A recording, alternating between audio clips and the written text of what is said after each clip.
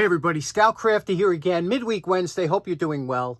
We got a great show planned for you today. If you remember the last episode, we touched on this General Electric lamp that I just happened to come across. And a good friend of the show by the name of Marco Cram, he said, does anybody remember sun lamps? And of course, whenever you're going to take a trip back in time, you can't leave me out. I'm right there on that time machine with you. And of course, sun lamps. You know, back in the day, many years ago, a tan was considered kind of a low rent look. You know, I'm talking back in the early 1900s. If you had a tan, people would look kind of down on you because you know, a lot of people that had tans were out. They were farm workers, things like that. So if you went into an establishment, a restaurant or something like that, and you had a tan, people would kind of look down on you. It wasn't until the 30s when in France, I think it was Coco Chanel came out and she supported a tan as one of these models, and it caught on. So in the 40s and 50s, and the tan was king. You know, all movie stars had tans. Remember, a lot of movie stars came from Hollywood, things like that. So the tan was in. Everybody loved the look of a tan. And then the tanning generation, 60s and 70s, it went crazy. Everybody was tan. And let me tell you something. Growing up in that era, which a lot of you have, there was nothing more attractive than a healthy tan. Somebody that is, you know, especially the girls used to love it back when I was growing up, because if you had a good tan, you didn't need makeup or something. You just went out at night and you looked great. But, and there's nothing worse than being pasty white, or, you know, sometimes like me, if I don't get in the sun, I become whale belly white. I mean, I'm just you know, white.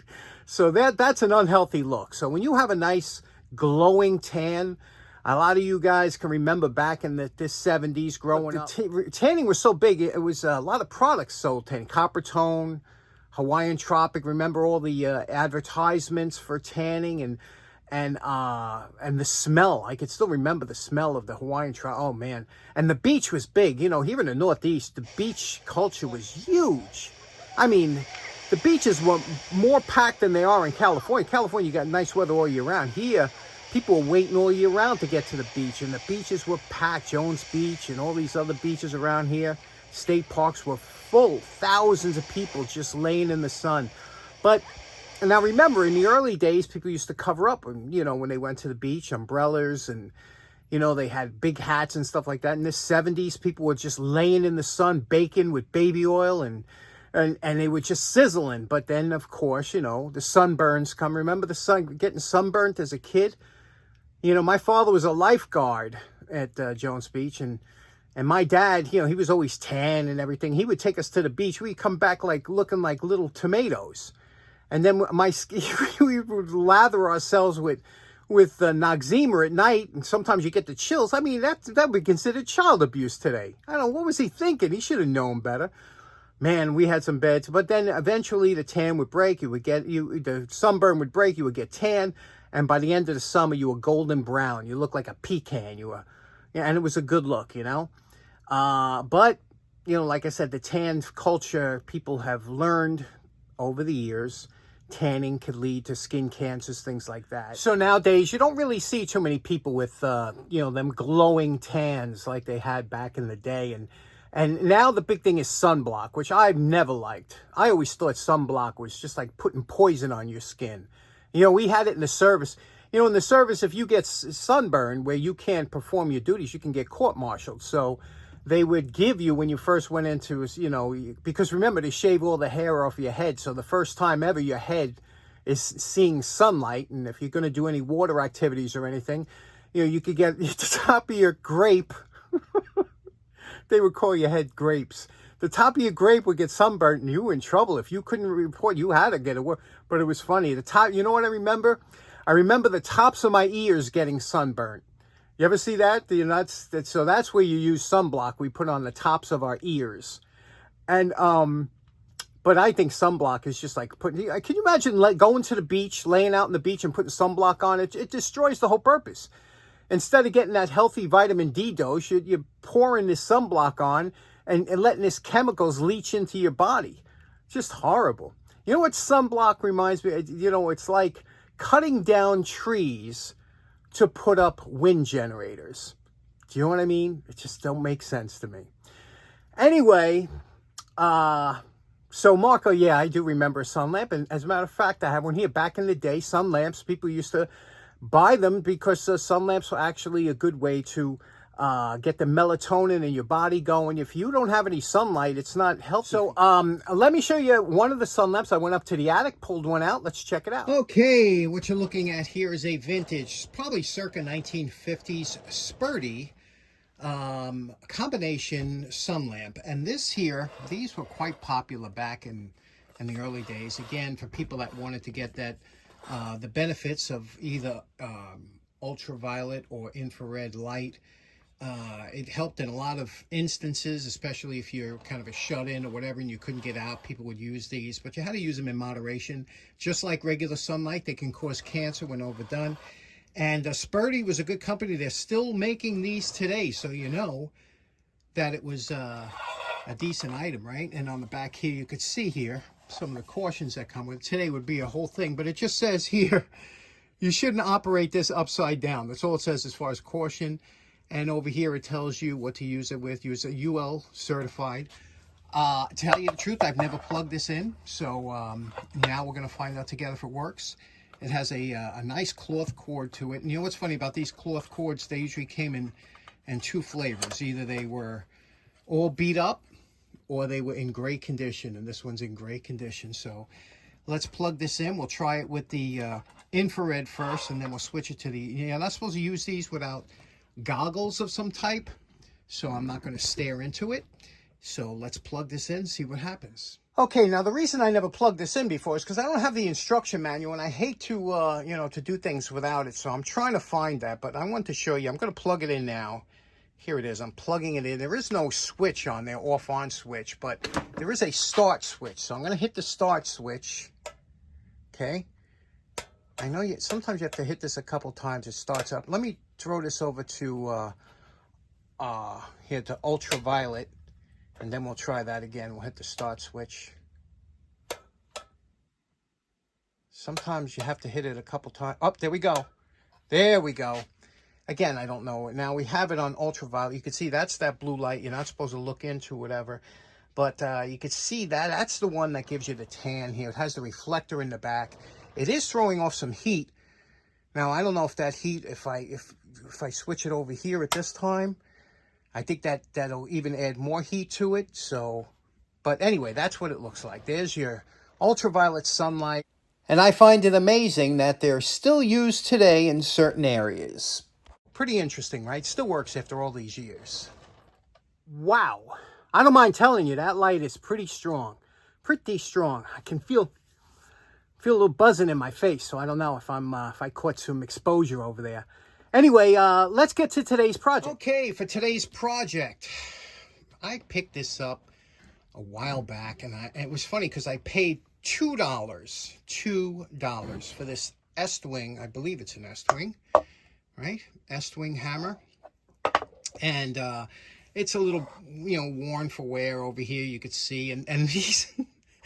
These leather handles really are problems. It was never a good handle material. There's a lot of things wrong with these. They loosen up. You know, it's like the wooden handle screwdrivers, the perfect handle screwdrivers. Over years, they always get kind of screwed up unless you really baby them. Same thing with these things. But some guys liked them. They didn't have a lot of shock absorbency. Nothing beats a hickory handle. However, they are what they are. Now, what's interesting about this, when I bought this, I bought it obviously as a project for the show. And 357 just did a nice one. It did a beautiful one recently. I've done a couple of these, brought them back real nice. I didn't want to make this mint. I just wanted to make this into a user hammer that I put around here. So I didn't want to go crazy on it, but I wanted to clean it up. And you can see here, the one thing that was weird about this hammer, when I picked it up, I said, it looks strange. Like this thing looks like it's bent, but this is straight. You know what I mean? I don't see any bend in it, but it just looks like it's cocked forward, right? Is that me? Or is it like that? Do you see that? Is it picking up on video? I don't know. But the funny thing is, I like my hammers to have a slight incline. But I don't see it being bent. And, you know, like, it's very hard to bend these things. You know what kind of force you'd have to put on there to bend this? And if you did bend it, I don't know. I don't know. Is this supposed to be level? But I like a cocked forward handle, so I wanted to leave it. So let's clean this up. What do you say we clean it up, see what we can do with this, and make it just, you know, usable for as a shop. We did, we took it over to the wire brush to do the end cap, because you can't do that with anything else. And you can see it is indeed an Estwing, and it made the reason I was wondering, sometimes they sold these to craftsmen, and sometimes you see a craftsman marking on there. But Estwing, and you can see 16-ounce head, okay, and you can see there's just a little bit of movement here, but the rest of the handle's tight, and again the rust here, and then this was a used hammer. You could see here, this was, you know, this isn't sharp anymore. It's kind of worn down. Somebody had a lot of use out of this, and hopefully we'll get some more. The flap sand is the way to go with this. It takes it off quick and easy. You just got to be careful because you have that center line there. You don't want to kind of blur it. So now we cut up an old soda can and wrap it around with tape around here, because if you try and use just tape, obviously with a flap disc, go right through the tape. The soda can gives you a little bit extra protection. I do it in 2 halves, and then we'll wrap it with more tape. Now we are going to sand the handle later, but we don't want to hit it with the flap disc and take too much off, you know. So that takes us right to the edge.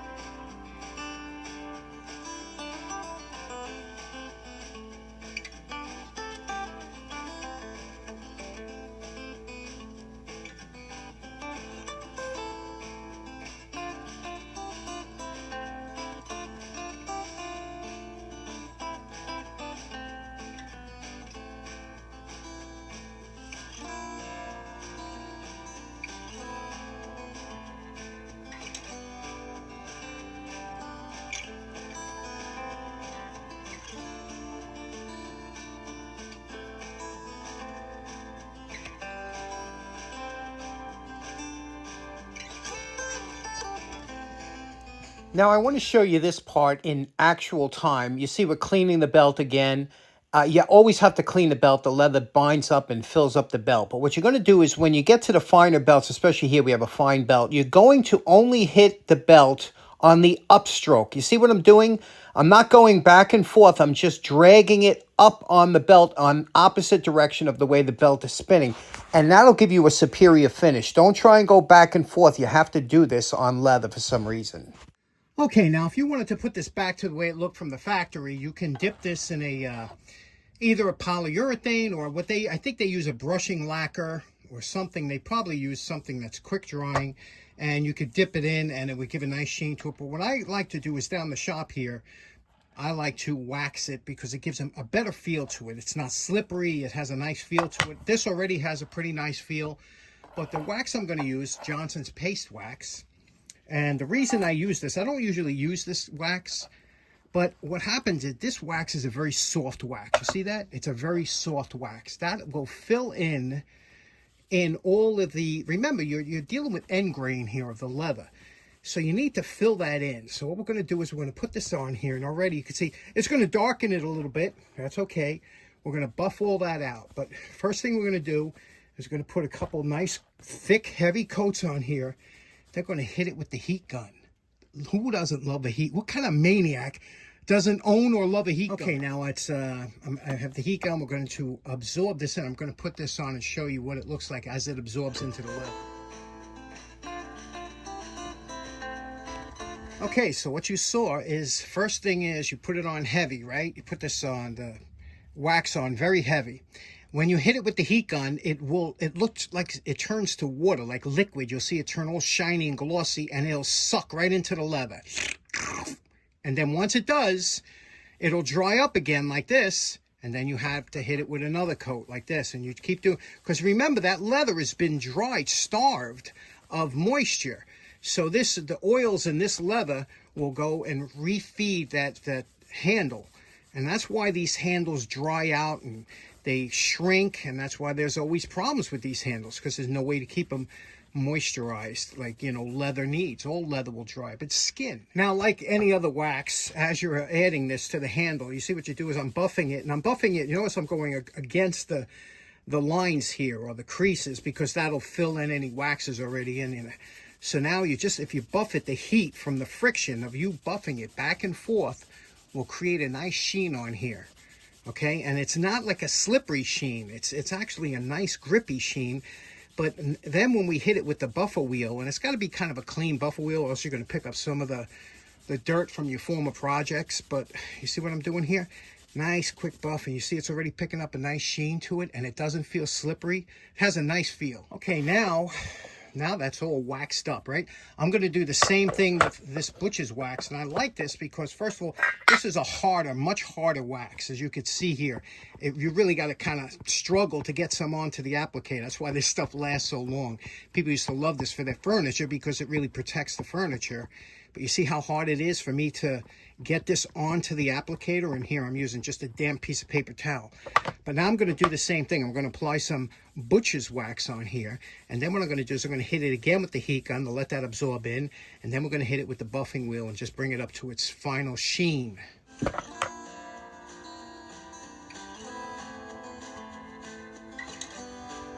Okay, you know my favorite part. Remember what this $2 Estwing hammer looked like before we started. And we're calling this project done. This is just as far as I want to go with this. You could go as far as you know. You can take this thing over the top and look better than new, but I want this as a user hammer. And I'll tell you something, of all the handles I've done, I've found that this hot wax treatment, although it doesn't look as pretty as when you dip them, it is absolutely perfect in the feel, because it feels like it should. It's like a waxed leather. Now, if you ever want to touch this up, you could do it with a little bit of shoe polish. Remember, shoe polish has the oils and waxes that are made to, you know, do leather shoes. So you would just put a little shoe polish on there, you clean it up, and that handle is comfortable, non-slippery, and, you know, that's the way I think it's a superior finish for a user hammer, not for show. You can see here we brought it back. It's still got the line in the middle here. Did around the face, was all banged up around the edge. Did the edge. The top always comes out nice, right? Did the claw a little bit. It's still good. It's a good user hammer, right? And of course, the Estwing patented. I don't know how old this is. It looks like an earlier model. Still don't know if that... It doesn't look as bent now straight, but I don't know. It was a weird thing. Yeah, there it does, right? It looks like it's tilted forward a little bit. I don't know.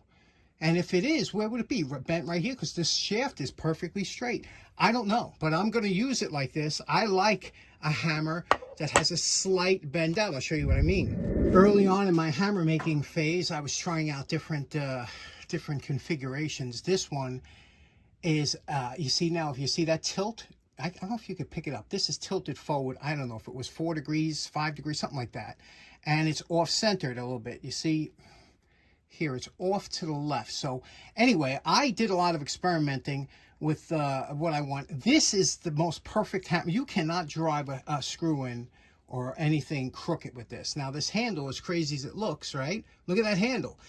Well, how I made that handle is I took some wet paper towel and I squeezed it in my hand, and I carved it out exactly like that squeeze. When you put this in your hand, it fits my hand absolutely perfect.